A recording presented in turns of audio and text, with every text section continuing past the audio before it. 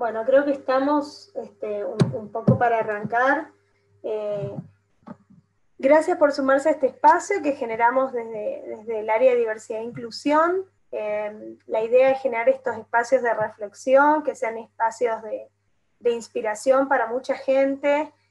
Nosotros tenemos un objetivo bastante ambicioso, el de seguir trabajando con todas las iniciativas de diversidad e inclusión a pesar de COVID, y tenemos un objetivo de lograr en 2025 el 50% de nuestras posiciones manageriales sean ocupadas por mujeres y por no binarios y minorías que están dentro de la organización y que seguirán sumándose, seguir inspirando, seguir generando workshops y poder seguir trabajando en muchísimas sesiones de awareness. Vamos a estar sacando un montón de iniciativas próximamente. Y bueno, un poco en pos de este objetivo es que hace aproximadamente 7 u 8 encuentros generamos el espacio de café con protagonistas, donde conversamos con protagonistas internos y externos a la organización, que son espacios de reflexión y también para poner sobre la mesa cuestiones importantes, relevantes, para que sigamos creciendo como organización. Así que Ale, te agradezco muchísimo que te hayas sumado, la verdad que estamos súper felices de tenerte, y es un lujazo tremendo. Ahora Tincho te va a presentar, pero bueno, muy, muy contenta de que estés acá con nosotros en este espacio. Bueno, muchas gracias también, Ale, por sumarte. Alejandro es licenciado en Psicología, graduado de la Universidad de Salvador. A lo largo de su carrera profesional ha tenido un papel de liderazgo en la búsqueda constante de la innovación aplicada a la identificación y desarrollo de talento a nivel global para la transformación de las organizaciones. Se desempeñó en posiciones ejecutivas en compañías como Citibank, Walmart y Blockbuster, entre otros, trabajando tanto en Argentina como en Europa y Estados Unidos. Es autor de los libros Entre Generaciones, No te quedes afuera del futuro y Los 7 mitos capitales, y speaker en temas relacionados a transformación, diversidad y generaciones. Así que Ale, Mer, ya los dejo para que arranquen y muchas gracias de nuevo. Gracias, Tincho. Y bueno, Ale, cuando quieras, arrancamos. La idea es que sea una charla descontracturada, que haya un café. En este caso mi café es colombiano, así que le voy a dar un poquito de envidia. Pero la verdad que la idea es que sea un espacio desestructurado donde podamos conversar y escuchar tu fascinante historia y todos tus insights, toda tu experiencia con temas de diversidad, cómo ves vos la diversidad. Así que bueno, te escuchamos atentamente. Bueno, primero de todo, muchísimas gracias Mer y Tincho, y muchísimas gracias a Globan por esta oportunidad. A todos los participantes contarles que bueno, mi idea es contarles en qué he trabajado en temas de diversidad en mi vida, cómo veo la diversidad y cómo la vivo la diversidad también. Yo creo que el animarse a hablar de las cosas en la vida genera impacto, genera que los otros repiensen lo que piensen, emociona, genera resistencias, y bueno, parte de ir caminando es parte de transformar, ¿no? Y bueno, eso también es un poco mi historia. Les hago una breve introducción para después dejarle a Mer que vaya viendo por dónde prefiere que yo vaya charlando con ustedes, y también a ustedes que me pueden hacer todas las preguntas que quieran hacia el final, que bueno, a través de las Q&A que está debajo, que se sientan con total libertad de preguntarme. La idea, yo creo que el poder compartir la experiencia de uno ayuda muchísimo a poder entendernos mejor, en poder aceptarnos, en poder respetarnos y por sobre todo crear una sociedad mejor. Bueno, soy psicólogo, como dijo Tincho, y entré a trabajar en Citibank, después trabajé en Walmart, fui director de Walmart cuando Walmart llegó a la Argentina hace muchos años. Después, bueno, tuve la posibilidad por L'Oreal de vivir en Europa, después viví en Nueva York por L'Oreal, y hace 10 años extrañaba mi país, esa es la verdad. A veces me pregunto por qué, pero ese es otro tema. Extrañaba mi país y decidí volverme. Me tomé 18 meses sabáticos que me dio L'Oreal y me volví y empecé a ser consultora en recursos humanos junto a Ana Renedo, que es mi socia. Seguramente también volví por otros motivos, ¿no? Yo extrañaba, pero también había un tema que para mí era muy importante, que era la paternidad, y que era un tema no cerrado en mi vida, ¿no? Como yo siempre digo, en algún momento de mi vida me di cuenta que era gay y que no tenía mucho sentido seguir estando de novio con alguna persona que nunca me iba a casar. Y bueno, las experiencias personales son muy diferentes y hay que ser muy respetuoso de esto, ¿no? Yo siempre explico que ser gay no se elige. Es como a veces yo digo, una mañana uno se levanta y se entera y tenés dos posibilidades: llorarlo mucho tiempo, digamos, en mi generación, tal vez en una generación de alguien que hoy tiene menos de 20 años, o de los Z, o de las próximas generaciones es distinto, pero igual también tiene que ver con la educación, obviamente, o llorar mucho tiempo o hacerte cargo, ¿no? En mi caso yo tuve, siempre lo digo, ¿no? Y es emocionante para mí, tengo una hermana y un hermano que han sido los motores de decirme, pará, flaco, a ver, vamos juntos con vos, ¿no? Y eso, después vinieron mis padres, más tarde, después se los contaré, pero tanto mi hermana Marinés como Juanpi fueron los que a mí me ayudaron a empezar a vivir la homosexualidad con muchísima libertad, con darme cuenta que era algo que tenía, que me tocaba, y que a la vez yo tenía muchísimas cosas lindas por seguir dando como venía dando, ¿no? Eh, y creo también que esa fortaleza que tuve en su momento, y que después tiene un impacto también en mi vida profesional y en mi vida de hoy, eh, estaba también construida por la fortaleza por la cual mis padres me habían educado. O sea, mis viejos me formaron para que sea una persona que es un buen tipo, dentro del concepto de lo que ellos pensaban, que es un buen tipo, que sea sano, que luche, que sea trabajador, que tenga fortaleza para luchar, y nunca pensaron que era gay. Y bueno, cuando fui gay, creo que todas las herramientas, y yo siempre se lo digo a los viejos, piensen que mis viejos tienen 86 mamá y 87 papá, yo soy el menor de los tres. Esa fortaleza que me dieron fue la fortaleza que a mí me permitió caminar en la vida como caminé, y hoy llegar a donde estoy con Gustavo, que hace 23 años que estamos juntos, y con 4 hijos. Que bueno, que además de no les voy a contar lo que es 4 hijos en la cuarentena, pero es un capítulo para otro café, pero bueno, llegar a la felicidad de poder ser papá, ¿no? Con todo lo que esto lleva. Y ahí, Mer, las preguntas que quieras para ir contando la historia y cómo se va viviendo esto, ¿no? Sí, tu historia es increíble, me parece que es súper inspiradora. Yo recuerdo que vos diste una charla hace muchos años, en Globan también, donde contaste un poco tu historia y terminabas con una foto diciendo, y esta es mi familia, y lo veíamos a Gustavo saliendo con las 2 bebés en ese momento, que eran... ahí la familia era mucho más chiquita, más reducida, y fue muy fuerte ese cierre de historia, y decir, qué espectacular, qué historia tan inspiracional. También en un momento en esa charla contaste que fuiste seminarista, ¿no, Ale? Sí, también, mira, es cierto. Fui seminarista vengo de una familia muy religiosa, y yo siempre fui un tipo muy religioso, y hoy lo sigo siendo, en el sentido que mis hijas están bautizados, mis hijos no por el tema del COVID, que tuvimos que suspender el bautismo, pero digamos, soy una persona que cree en Dios, se hace algunas preguntas acerca de la iglesia y la institución hoy por hoy, pero sí, soy una persona muy, muy creyente. Estuve en la Arquidiócesis de Buenos Aires, en el seminario de Arquidiócesis, en el año 86-87, y también interesante para mi propio análisis. Yo salí del seminario enamorado de mi exnovia, con quien volví a intentar salir. O sea, era otra etapa. Yo siempre digo, yo no abrí la carta, ¿no? La carta ya la tenía, pero estaba cerrada, lacrada, y nadie la quería abrir, y yo no la abría, hasta que el día que tomé conciencia de abrirla.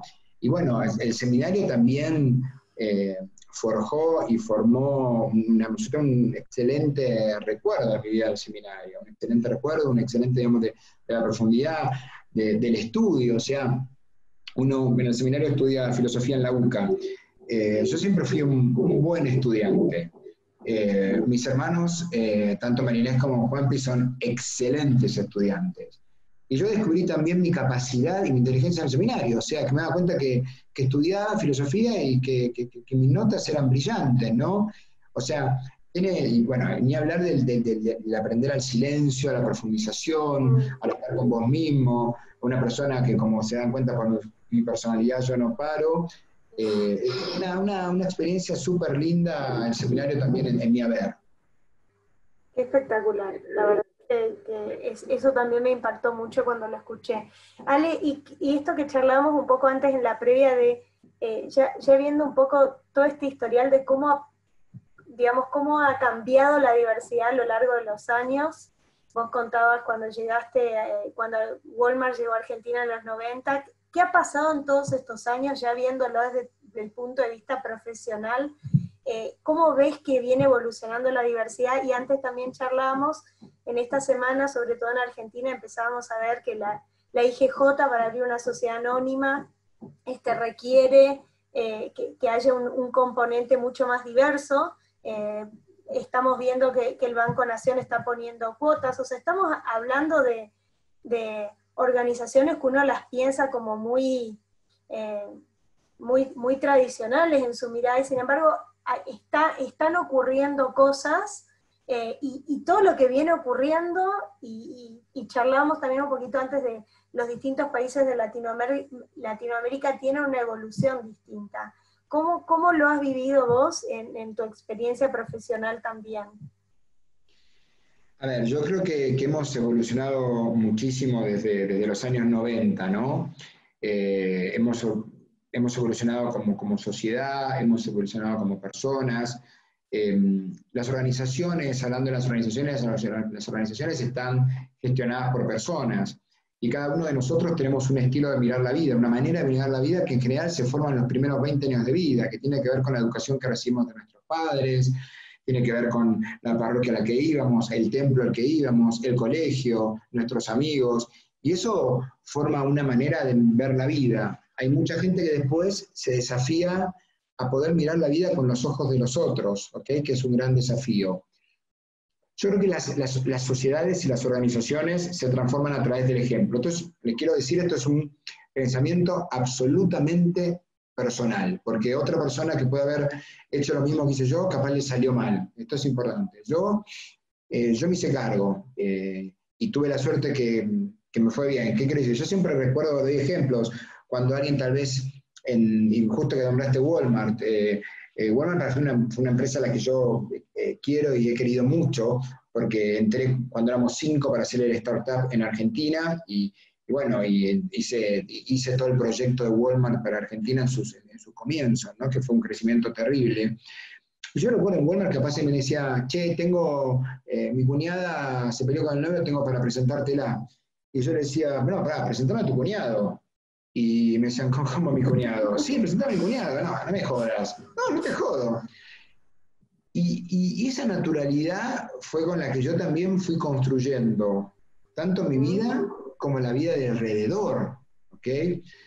Cuando la gente, mi viejo dice una frase, papá es un tipo súper estructurado para todos, digamos, y el día que yo le dije a mis viejos que papá, me puse a llorar un domingo en la comida al mediodía por la angustia de tener que decírselos.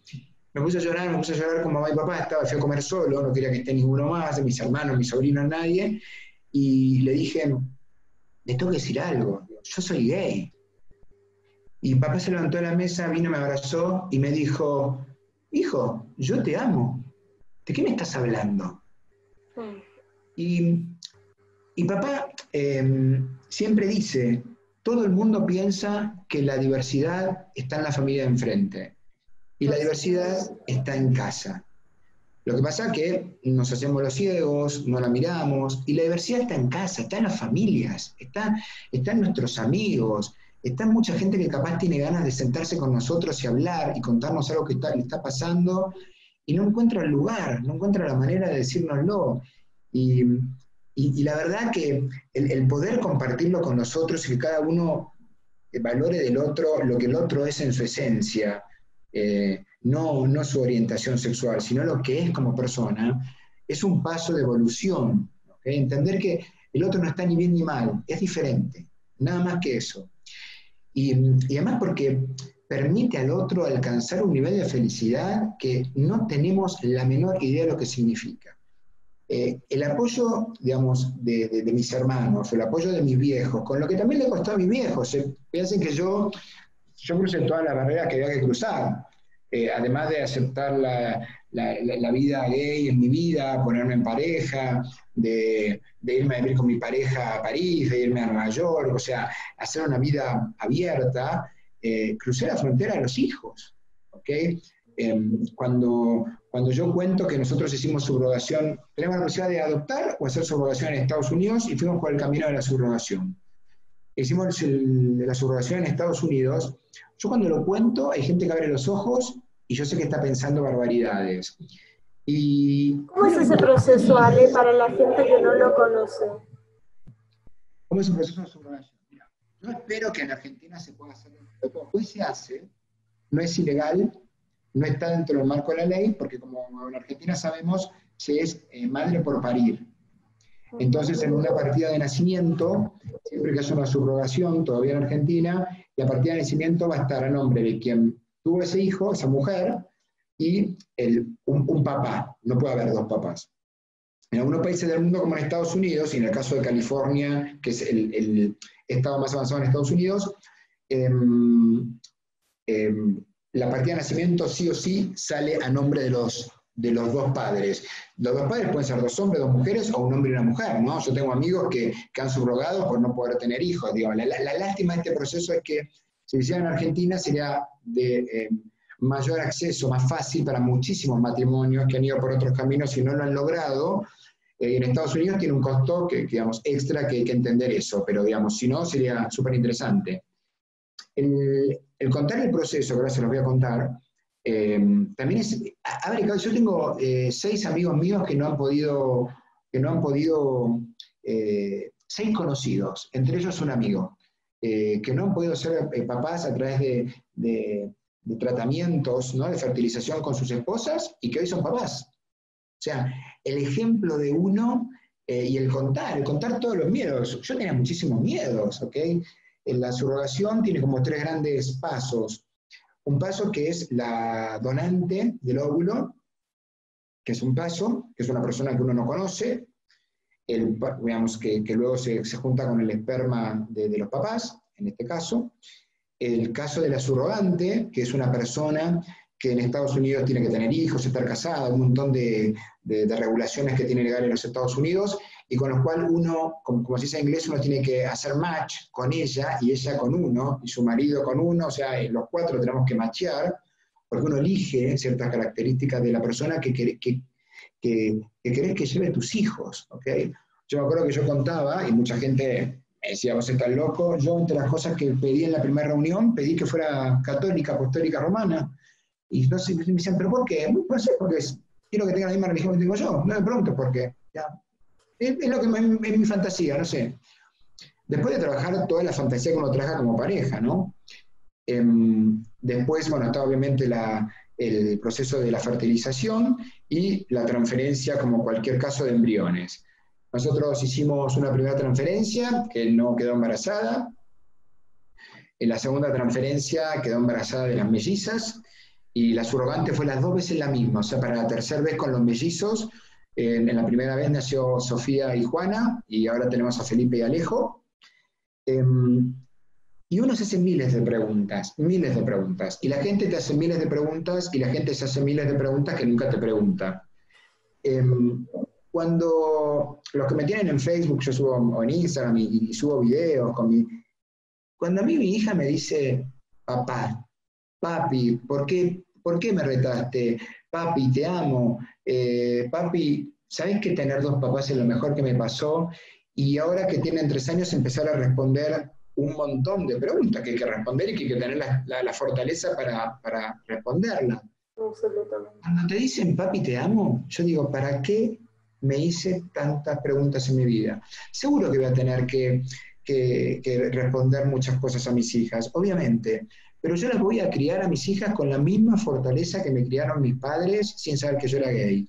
Y la realidad es que yo llegué a un mundo que no es lo mismo en los 90 que el 2020, donde tuve la fortaleza para caminar, animarme a caminar y andar. Y yo espero eso para mis hijas, no porque tienen 2 papás, sino porque tienen que caminar en la vida, en un mundo que no es tan fácil. Y yo creo que el contar la subrogación abre muchísimas puertas a muchas personas que nunca lo tuvieron como una posibilidad, como tampoco lo tenía yo. O sea, yo les quiero contar, nosotros con Gustavo nos costó llegar a la subrogación. O sea, nos preguntamos, fuimos juntos a hacer análisis para ver cómo nos pegaba. Y la realidad es que hoy, papá dijo una frase con mamá buenísima una vez, piensa que mis viejos eran, no sé, ¿no? Súper estructurados, pero los dos pudieron a través del amor. El día que yo le dije a papá y a mamá, che, vamos a hacer subrogación, mamá me dijo, uff, creo que en ese momento tendría 84 años, calculo 83. Y me dijo, 83 años y decir, mi hijo va a hacer subrogación, es fuerte, pero yo te acompaño hasta el centro de fertilización en California. O sea, la capacidad de amar de ciertas personas, y no tienen que ser los viejos, tenemos que ser cualquiera de nosotros, entender el camino del otro, que es diferente a mi camino. Pero cuando a mí me ven feliz, a ver, yo me emociono cuando hablo de mis hijos. Me emociono porque es lo mejor que me pasó en la vida. Y la realidad es que lo vi muy lejano tener hijos. Y yo quería tener 6 hijos a mis 20 años cuando estaba de novio. Ahora me doy cuenta que es un poco mucho, ¿ok? Pero el respetar al otro, el acompañar al otro, el ver la alegría del otro, da la posibilidad de que nos desafiemos siempre y entendamos que hay caminos diferentes que no son los caminos que nosotros pensábamos. Ale, ¿y vos ves que hemos visto una evolución, digamos, a nivel sociedad, a nivel, desde el punto de vista de las empresas también y ya de tu perspectiva profesional? ¿Vos ves esa evolución en el respeto, esa evolución en la apertura? Creo que hay una evolución, pero las organizaciones están gestionadas por personas y las personas tienen una mirada. Y esto es muy importante, que las personas en la gestión se animen a desafiarse. Cada vez hay cosas que en todos los ámbitos de la diversidad, ¿no? No solamente con el tema de LGBT. En todos los ámbitos de la diversidad hay muchísimas cosas que hoy ya no se pueden decir o no se pueden hacer chistes. Uno se olvida, pero hace 5 o 10 años atrás era muy común hacer chistes acerca de las mujeres en una mesa, o decir, veníamos a ver un cliente importante, veniste vestida bárbara, o sea, cosas que hoy es una desubicación. Ahora, ¿alguna persona lo puede pensar? Sí, en su cabeza lo puede pensar, pero no lo puede decir. Entonces, cada vez más las organizaciones han ido evolucionando. Yo creo que hay diferentes, digamos, yo tuve la posibilidad de vivir en Estados Unidos y en Europa, y creo que hay diferentes niveles en Latinoamérica de países más o menos evolucionados. Yo creo que Argentina es un país bastante evolucionado. Obviamente después te encontrás que, no sé, que hubo a 2 o 3 personas le pegaron en un local de comida rápida porque eran gays, o porque a un transexual no sé dónde no lo quisieron atender o le pegaron entre 10. O sea, estos temas hay y va a haber toda la vida. Sí creo que ha habido una gran evolución, creo que el tema se ha puesto sobre la mesa, que eso es súper importante. Creo que cada vez hay mayor espacio para animarnos a hacer esto, digamos, cuando Globan me llama y me pregunta, ¿querés compartir tu historia, esto, lo otro? Obvio. No sé si yo hubiese sido no sé, un pionero que, no sé, en los 90 hubiese hecho su relación, cuando creo que se empieza en California, lo hubiese contado. Hoy, obviamente, que lo puedes contar, porque también inspira a otros a pensar que hay diferentes maneras de poder ver la vida. Total, total. ¿Y qué nos falta mirar a las empresas? ¿Dónde no estamos mirando? Porque creo que sobre todo hay determinadas industrias que son industrias, sobre todo las industrias del conocimiento, ¿no? Donde importa lo que vos sabés, importa lo que transmitís, no importa ni cómo te veas, o cada vez importa menos, diría. Cómo te veas, cuál es tu historia, cuál es tu background, cuáles son tus creencias, pero hay muchas otras industrias donde no, donde todavía falta evolucionar muchísimo, e importa mucho cómo te veas, e importa mucho lo que cuentes de vos. ¿Qué te parece que hace falta todavía mirar o ayornar, adecuar dentro de la mirada que tenemos las organizaciones, ¿no? Yo creo que las organizaciones se transforman porque también las personas se animan a ser lo que son. Sea lo que sea, ¿eh? O sea, no estoy hablando nada más que de una persona que es gay. Digamos, las personas se animan a ser lo que son, a ser muy espontáneas con su vida, con lo que piensan. Nosotros somos un mundo estructurado, ¿no? Y muy fácil de criticar lo que el otro hace. Pensemos hace unos años atrás cuando salió Tinder. ¿Alguien estaba en Tinder? Y decías, está en Tinder, ¿ok? Hoy, la verdad, todo el mundo está en Tinder para conocer a alguien, y dentro de 5 años nadie se va a preguntar si tiene que estar en Tinder. Y entonces, lo que quiero decir es, tenemos que animarnos a desafiar. Yo siempre doy un ejemplo. En el año 99, en la organización que yo estaba, discutimos durante horas si permitíamos que los empleados enviaran emails fuera de la organización. A ver, un divague, o sea, no van a estar haciendo estupidez, van a estar mandando emails afuera de la empresa, ¿qué se creen que es? O sea, tenemos que animarnos a desafiarnos. Creo que cuando las organizaciones permiten que la gente se anime a hacer lo que es toda una evolución. Yo creo que el COVID en algunas cosas, a través de la pantalla, ha ayudado muchísimo. ¿Por qué? Porque se han empezado a sacar ciertos sesgos. Porque empezás a tratar con gente a través de una pantalla que no sabes exactamente qué hace de su vida. Entonces, podés estar hablando con una persona que está sentada al otro lado en una silla de ruedas y vos no lo sabés. Seguramente te harías preguntas si la tuvieras en el escritorio de al lado, en la oficina, pues dirías, bueno, ¿qué hago? ¿La acompaño cuando vamos a comer? ¿Le agarro la silla? ¿No se la agarro? Empezamos a bajar sesgos. Puedes estar trabajando con una persona que escribís y que es hipoacúsico. O sea, hay un montón de cosas que estamos a darnos cuenta, que a través de la pantalla empezamos a tratar de pensar qué es lo que valoro del otro, ¿ok? Y creo que hay empresas que están permitiendo los espacios y están dando un mensaje. Ese mensaje de apertura, como puede ser el mensaje de ustedes, después tiene que ser un mensaje transformador a través de los líderes, a través de la libertad, pero por sobre todo a través de la gente, ¿no?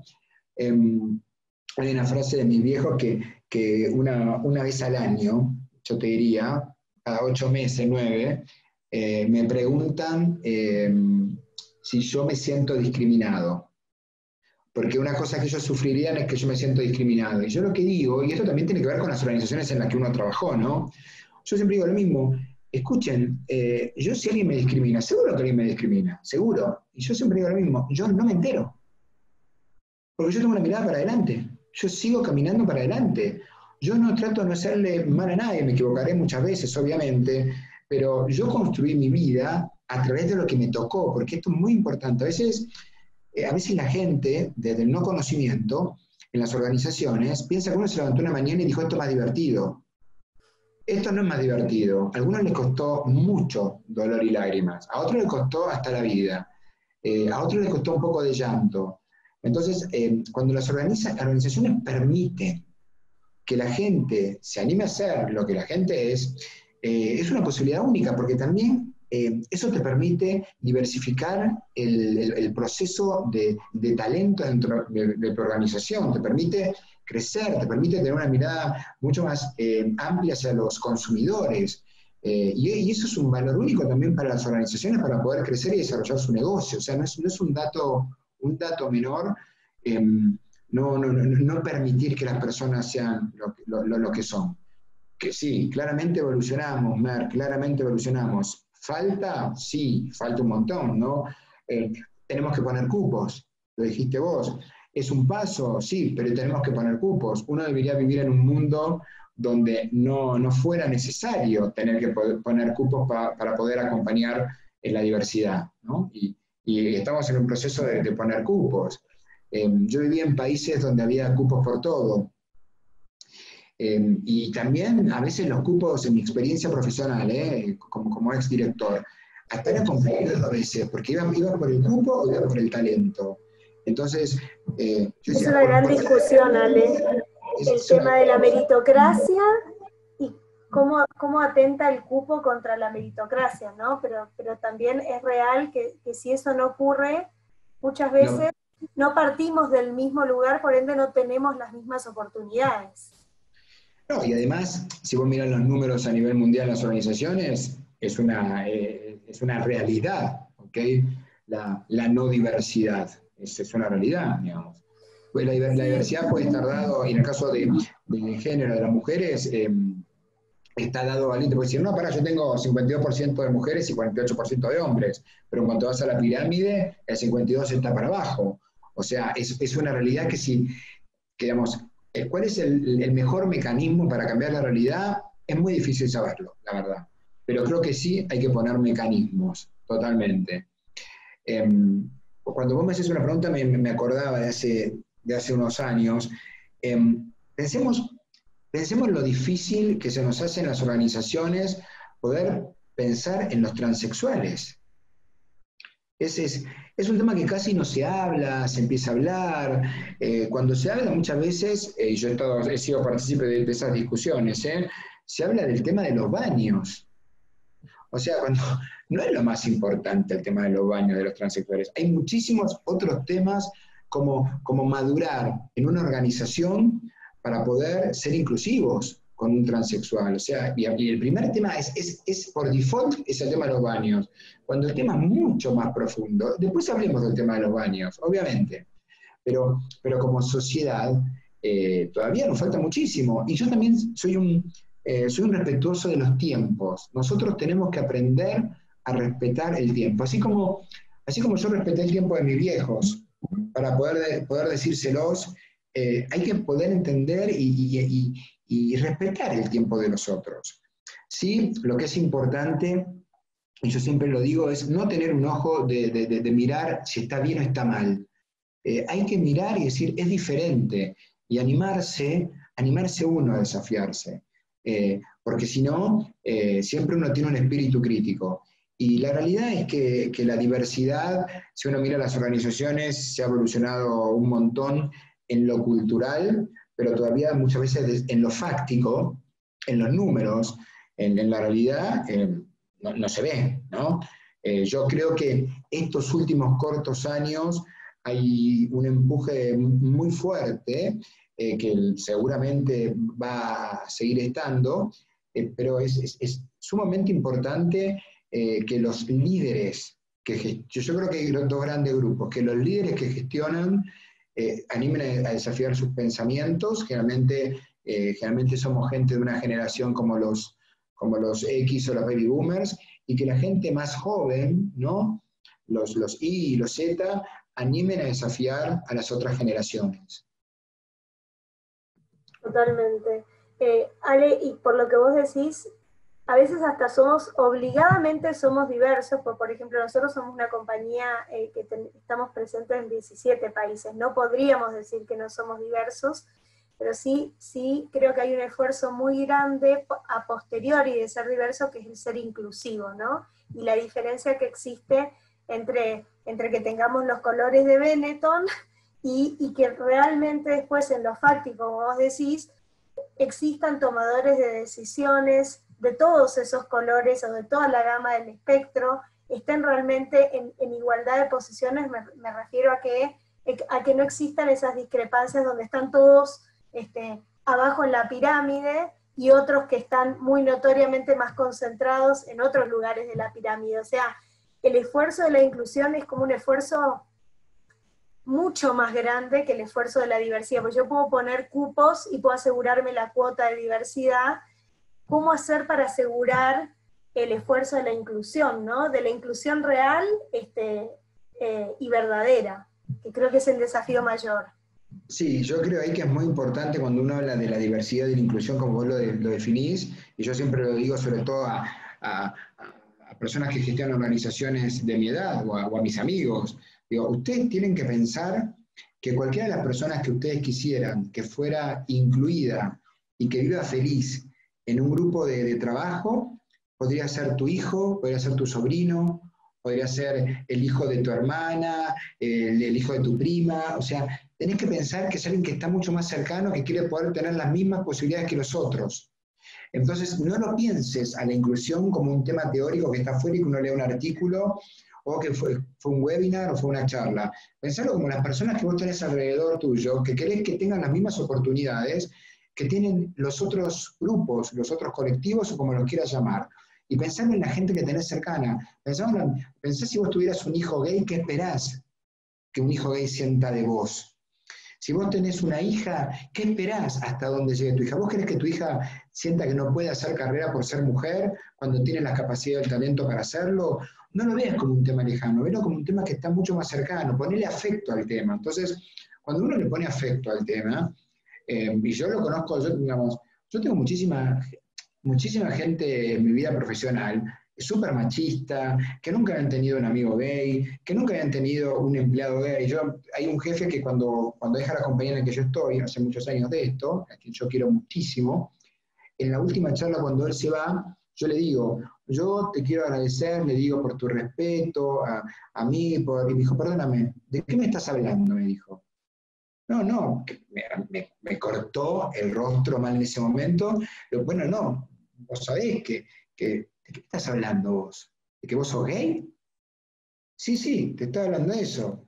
¿Vos no te enteraste que acá el que aprendió soy yo?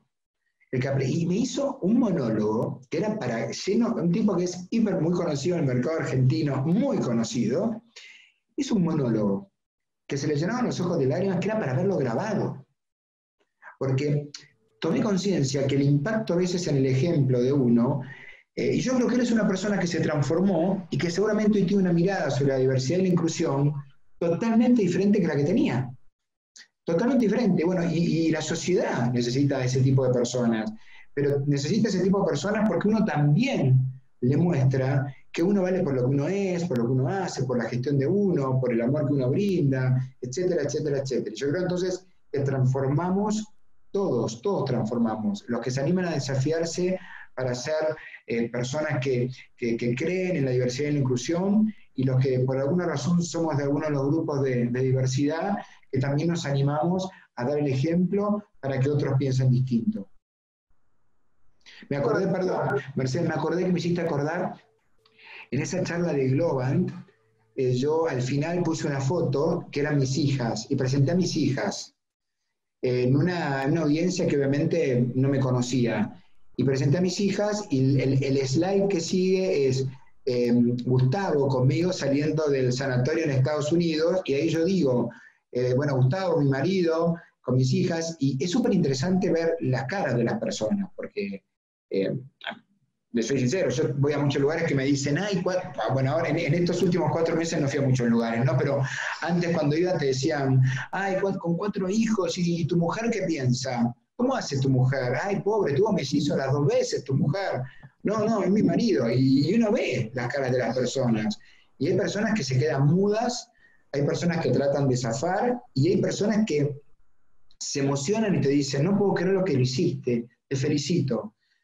Como hay gente que nunca pensó que iba a cruzarse en la vida con alguien que podía tener hijos siendo un matrimonio del mismo género, y se emocionan. El otro día me escribió una persona por LinkedIn, que yo lo conozco profesionalmente, lo entrevisté una vez en mi vida, sigo en contacto con él, y me escribió el otro día por LinkedIn y me dijo, siempre que veo los videos de tus hijas, me doy cuenta que me ayudaste a cambiar la cabeza. Yo era una persona absolutamente estructurada y digo, pucha, este pibe aprendió a ser feliz a través de otro camino. No tenés idea cómo me cambiaste la cabeza.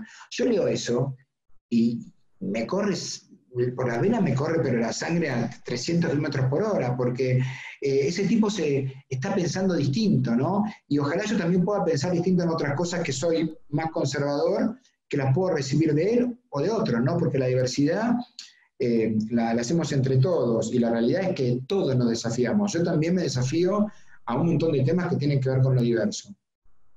Total.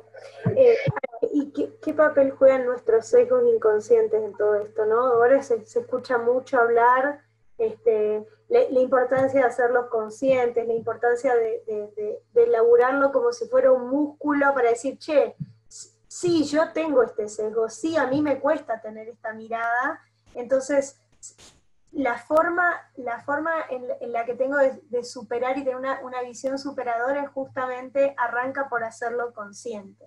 ¿Cómo lo ves? ¿Cómo lo ves a esto de lo que se habla muchísimo y que nosotros arrancamos?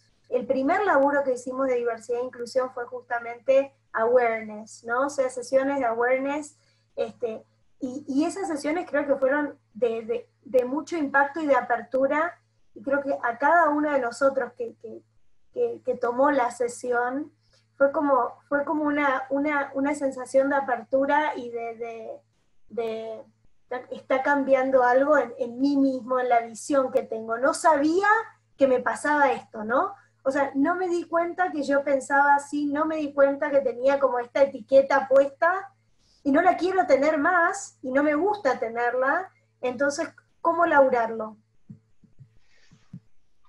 Todos tenemos sesgos, todos por diferentes motivos. Acá el gran desafío que tenemos las personas es preguntarnos si tenemos interés en conocernos para tener los menos sesgos posibles. Obviamente hoy hay talleres excelentes para poder conocer los sesgos de uno y poder trabajarlos, ¿no? Y es una excelente posibilidad. Pero yo creo que en verdad hay un análisis, hay una pregunta que es muy personal, que tiene que ver con ¿cuál es la mirada que yo quiero tener del otro? ¿En qué me animo a poder ponerme en el lugar del otro? ¿En qué me animo a desafiar mi propio pensamiento que siempre pensé que es el más correcto?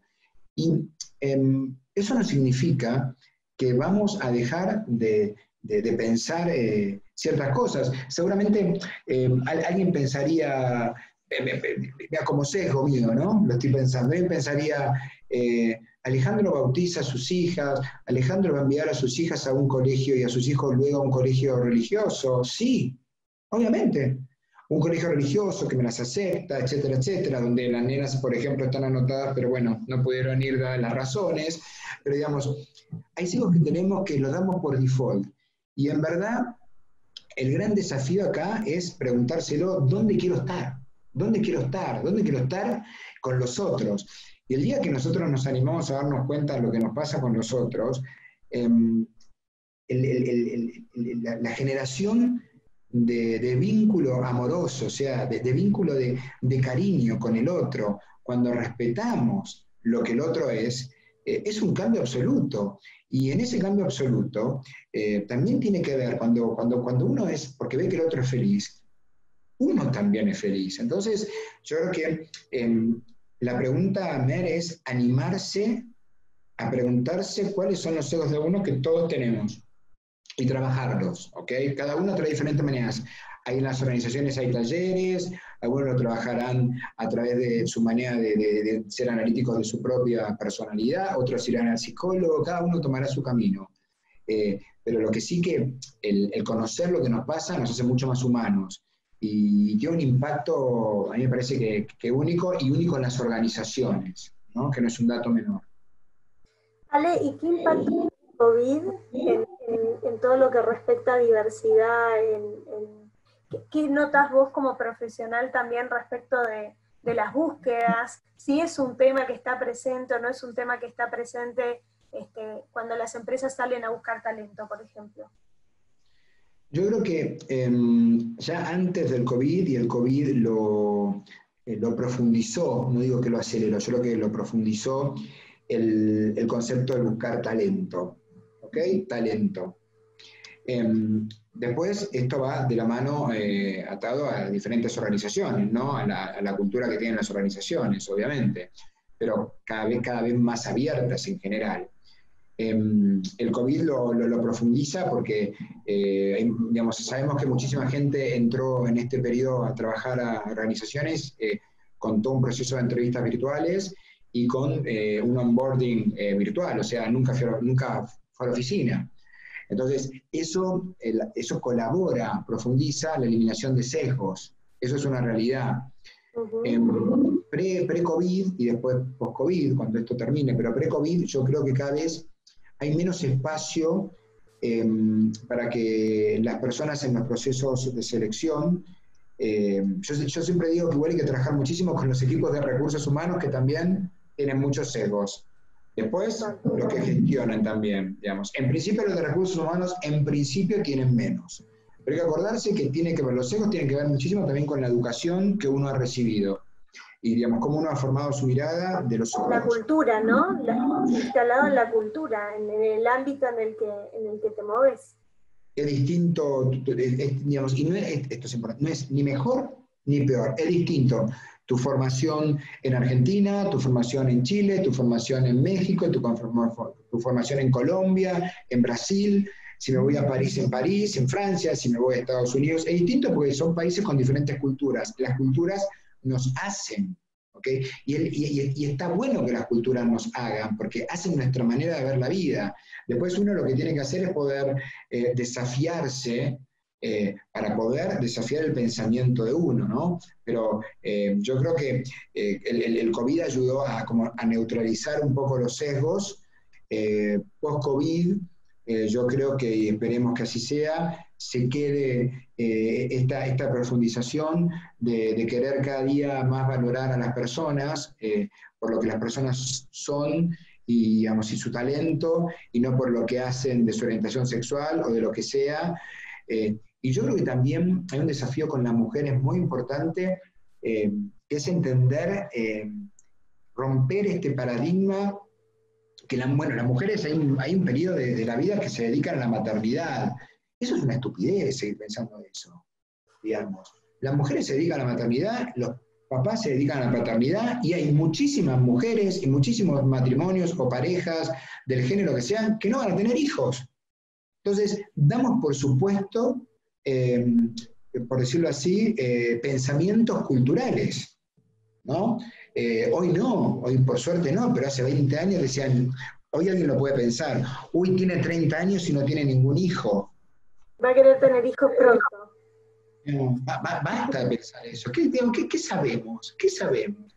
Y perdón, si tiene 4 hijos, ¿qué tiene que ver con su carrera? Bueno, no, vos pensás que la licencia, ¿de qué licencia me hablas? Y perdón, y post-COVID, ¿cómo será? ¿Cómo será la licencia? ¿Cómo será? O sea, hay tantas cosas que las damos por default que no tiene sentido, ¿no? Pero sí lo que es muy importante es que uno también tenga, se anime a cuando escucha estos comentarios, animarse a decirle al otro, pará, ¿qué estás diciendo? A ver, ¿por qué no lo pensamos juntos? A ver qué estás diciendo, porque eso no es un pensamiento de hoy. Totalmente. Bueno, vamos a darle un poco de espacio a las preguntas. Tincho, ¿querés ahí ir con alguna para Ale? Dale, perfecto. ¿Por qué crees que hay temor a tratar el tema de diversidad en América Latina? ¿Qué es lo que nos atemoriza tanto? ¿Cómo podemos aportar naturalidad al tema? Yo creo que América Latina, digamos, si uno mira ciertas áreas del mundo, viene un paso más atrás, con sus diferentes matices en los países, obviamente, pero viene un paso más atrás. Creo que es una cultura mucho más machista en todos los aspectos. Creo que, como lo dije en algún momento de la charla, creo que el cambio lo hacemos hablando, el cambio lo hacemos poniendo estos temas sobre la mesa, el cambio lo hacemos que los que hoy estén escuchando escuchen una historia que, yo sé que hay gente que escucha mi historia y dice, qué interesante, qué inspiradora, y otro le parece una locura, y está bien, dirán, 4 hijos siendo gay, y le parecerá una locura, y yo tengo que respetar también eso, yo tengo que respetarlo. Pero bueno, por lo menos yo conocí una persona que es gay, está en pareja hace 23 años, tiene 4 hijos. Conoció una idea, y eso yo creo que va a ir transformando este continente, que es un continente en algunos aspectos un poco más conservador, por utilizar una palabra políticamente correcta, pero creo que es animándonos. ¿Cuántas organizaciones, pensemos, se animan a hacer esto? Porque hacer esto también habla de un lugar a donde Globan está y quiere seguir estando. Hay muchas organizaciones que les encantaría poder hacer esto, pero tal vez cierto ámbito de trabajo por ciertas personas que la gestionan van con esta idea y dicen, no, para esto no estamos, no. O sea, yo creo que el trabajar es a través del ejemplo. Total. Muy bueno. Y acá alguien pregunta, primero muchos agradecimientos, Ale, también hacia vos y hacia contar la historia acá en el chat veo, saludos hacia vos.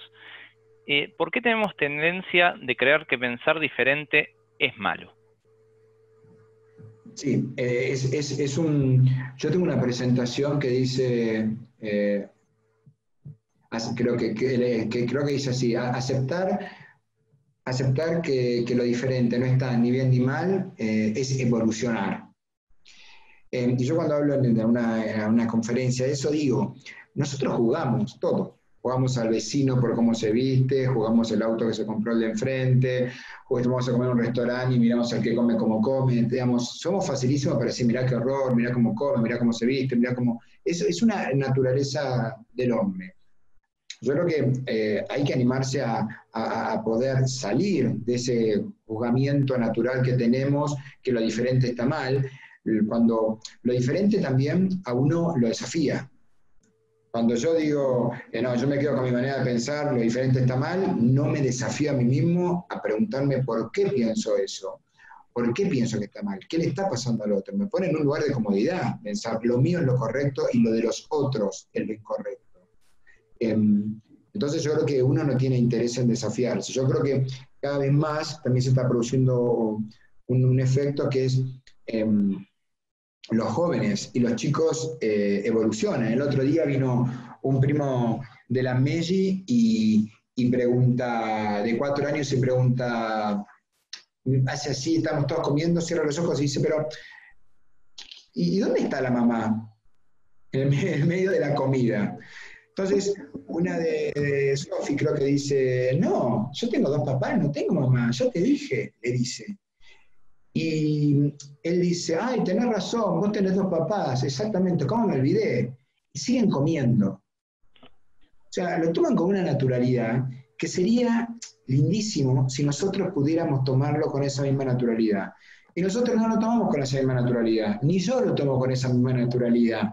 Porque yo tengo que explicar muchísimas veces, porque cuando hablo, donde hablo, respiro hondo a veces y digo, me tengo que bancar la cara, porque me hacen preguntas o comentarios que me dicen, no entiendo cómo lo hiciste, cuando es importante que siempre haya una mamá. O sea, yo también tengo momentos que tengo que responder cosas que no tengo que responder. Y cuando miras a otros para abajo, ni se me preguntan, yo una vez hace años, no piensen que mi sobrina más grande y tiene 30 años, tenía 15 años, y yo le pregunté, hace 15 años atrás le pregunté, ¿vos tenés, estaba en 3er año en la secundaria, le dije, Pau, ¿vos tenés compañeros gays? Y me dijo, compañeros gays, no te entiendo, tío. Y yo le dije, si tenés compañeros gays en el colegio, o no sé, una compañera lesbiana, compañeros gays o lesbianas, no, dije amigos es la palabra. ¿Tenés amigos gays o lesbianas en el colegio? Amigo lesbiana, amigo gay. ¿Sabes que no te entiendo, tío? Pero son tonta, Pau. Te estoy preguntando si tenés algún amigo o alguna amiga gay. Ah, me dijo, gays. Es como ustedes, los de tu generación, hablan, me dijo. No, yo tengo amigos. Entonces me dejó. Me dijo, vos no 15 años, vos no entendés, me dice, que yo tengo amigos y que la única diferencia es que algún amigo capaz viene con su novio y otra amiga viene con su novia y yo voy con mi novio. Punto. No me interesa si son gays o no gays, me dijo. ¿Qué pregunta de la antigüedad? Me mató. Yo creo que, obviamente, también tiene que ver con los padres, ¿okay? Con la educación. Obviamente, tiene que ver con la educación. Padres que tratan de que sus hijos tengan una mirada más amplia. Pero, digamos, esa es una generación que también viene y que nos va. Yo creo que dentro de 20, 30 años vamos a estar hablando de otros problemas, no de estos. Ale, me hiciste acordar a una persona con la que hablábamos y este señor me decía, yo aprendo de mis hijos y de mis nietos. Creo que a mí me tocó mucho escuchar eso porque hay gente que tiene una actitud realmente receptiva y decir, no, yo en esto tengo que aprender. Otras cosas le puedo enseñar a mis nietos, pero en esto yo me pongo en el lugar de aprendiz y son ellos los que me enseñan a mí. Y creo que esa actitud, esa apertura, esa humildad también para entender de, che, estoy desayornado, estoy desacoplado, si todos tuviéramos eso, estaríamos hablando seguramente de instituciones, organizaciones, distintas sociedades diferentes. Sí, y además, Mer, porque yo siempre lo digo, el impacto que tiene, y yo esto lo recalco, eh, un papá, un tío, un amigo, un abuelo, quien sea, en permitirle al otro decirle cuál es su situación personal de vida y que que la persona no crea que va a ser rechazado, va a dejar de ser querido. eh, Nadie tiene idea lo que es. Es muy difícil explicarlo. O sea, yo siempre lo digo, el que mis hermanos y mis viejos, y vuelvo a repetir, mis hermanos, obviamente una familia también, yo les dije, súper religiosa, pero con una mirada distinta, porque es otra generación, pero mis padres que son de otra generación, que tus padres te digan te amo por lo que vos sos. A ver, camino con vos, estoy con vos. Digamos, permite a uno sentirse feliz. Entonces, Te empodera, Ale. es muy difícil, ¿no? Así como también yo tengo gente conocida que lo han echado de su casa. El daño a la persona es terrible. Hay la película, que capaz la vieron, que es Prayers for Bobby, No la vi. eh, que si lo buscan como Prayers for Bobby, hay una versión de 4 minutos o de 7 en YouTube, véanlo, es una historia real en los 80, en Estados Unidos, y esos minutos muestran un monólogo de la madre, de un chico que era gay y se suicida cuando se lo dice a sus padres. Es emocionante, es una historia real, esto es una película, te lo digo, pero es emocionante escuchar el alegato, porque el alegato, lo que ella dice, demuestra el impacto que uno puede tener en la felicidad de los otros, que me parece que no es un dato menor en términos de diversidad. Bueno, impresionante, me parece que hay un montón de preguntas, hay agradecimientos, hay gente, sobre todo el agradecimiento. Hay alguien que dice que le parece una locura tener 4 hijos, que sí tiene solo 2. Sí, decirle que sí, que tiene razón. Que tiene razón. Y una última para cerrar, quizá, ¿cuáles te parece que podrían ser pequeños pasos para empezar a mostrar cambios desde los individuos cuando las corporaciones no lo hacen? Muy agradecida por escuchar tu historia. Solo para hacer una pregunta de las tantas.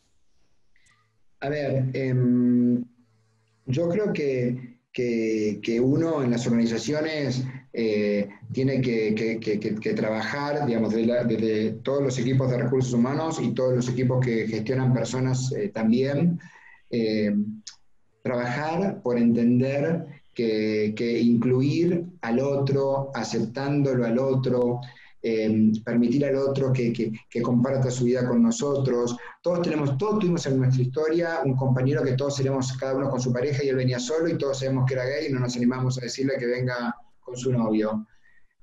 Todos tuvimos en nuestra historia una tía que se quedó soltera porque no consiguió en ningún hombre que la quisiera. El 50% de esas tías, yo siempre digo, era lesbiana, pero nadie lo decía.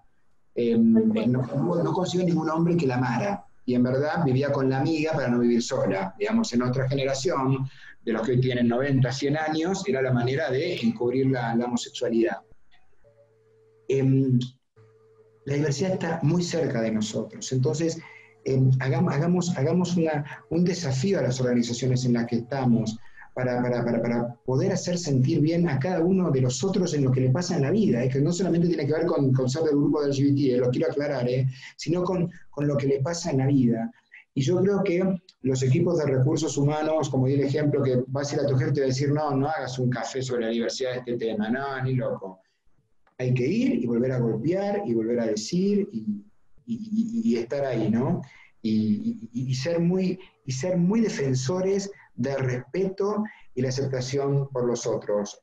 En los 90 la palabra que se utilizaba era tolerar a los otros. Tolerar es me lo banco. Hoy es respetar y aceptar, que es muy diferente, ¿no? Respeto y acepto que puede haber una manera diferente y lucho para que en mi organización el respeto por los otros sea un valor. Bueno, espectacular. Que es un cierre de oro con lo que acabas de decir, el broche de oro. Y bueno, Ale, tu historia es increíble, la verdad que es emocionante, hablas desde un lugar con muchísima naturalidad, lo pones sobre la mesa, siempre que te escucho me encanta escucharte, me encanta ver las fotos de los niños y de las niñas, que son un amor, y agradecerte muchísimo tu generosidad para venir a compartir con nosotros tu historia personal y también tu visión profesional. Ojalá que tengamos cada vez más organizaciones diversas e inclusivas, que creo que es el desafío mayor, y sin duda gente como vos nos ayuda a hacerlo, así que agradecerte muchísimo, es re lindo tenerte acá, y bueno, gracias de corazón. Muchísimas gracias a todos, fue un placer poder compartir la historia con ustedes y ojalá ayude a inspirar. Vi recién chusmeé las preguntas, hay un montón de preguntas que me encantaría poder responder. Había una Te ahí las sobre... mandamos. Sí, o me escribe alguno por LinkedIn, obviamente, vi una de una hija, cómo saber estos temas, así que lo que quieran me preguntan. Muchísimas gracias a ustedes y también los invito a todos los que hoy me escucharon, si quieren ayudar con la crianza de los 4, son bienvenidos. Cuando quieran ofrecerse unas horas, por lo menos, ayuden, que no pensé que venía el COVID. Así que muchísimas gracias a Globan por permitirme también intentar compartir la vida de uno. Es un placer, Ale, un placer siempre charlar con vos. Un abrazo grande hasta Salta para los bueno, muchas gracias. Y que disfruten pronto, y ojalá que sea en otro contexto que nos volvamos a encontrar. Exactamente. Muchísimas gracias a ustedes. Gracias, Ale. Gracias, Ale. Un abrazo. Chao. Hasta luego. Gracias Chao, a todos saludos por a todos. estar. Adiós.